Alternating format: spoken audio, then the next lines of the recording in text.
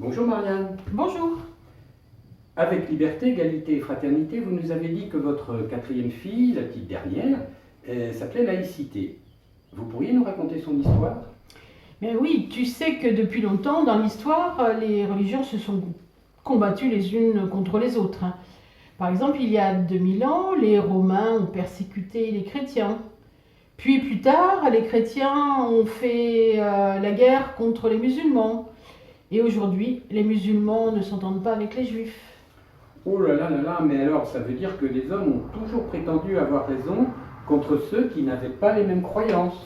Oui, mais depuis toujours, il y a eu des philosophes qui ont pensé que les hommes devaient être tolérants et respecter les croyances des autres.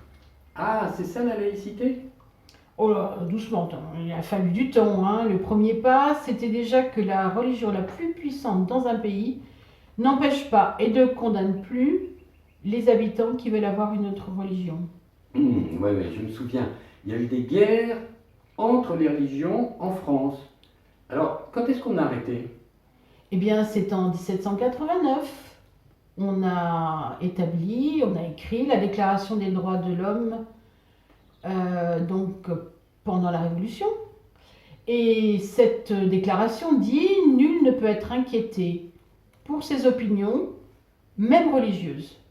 Donc avec moi, la République, on ne peut plus emprisonner ou tuer parce qu'on n'est pas catholique. D'accord, ben alors ça y est, la France, elle était en 1789, elle est laïque. Oh non, non, ça suffit pas, hein. Dès que je suis arrivée, j'ai décidé que pour se marier, on n'était plus obligé de le faire à l'église, mais seulement à la mairie. Et j'ai même autorisé le divorce.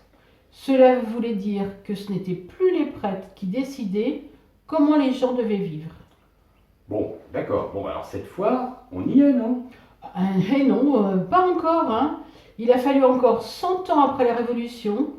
Les écoles étaient toujours tenues par les prêtres qui enseignaient la religion aux élèves. Ce n'est que lors de mon troisième travail, pendant la Troisième République, qu'on décide de rendre l'école primaire obligatoire, gratuite et sans religion. Je résume. On peut choisir sa religion librement, mais on n'est pas obligé d'en avoir une. Il n'y a plus de cours de religion à l'école publique, mais on est libre d'aller apprendre une religion si on veut.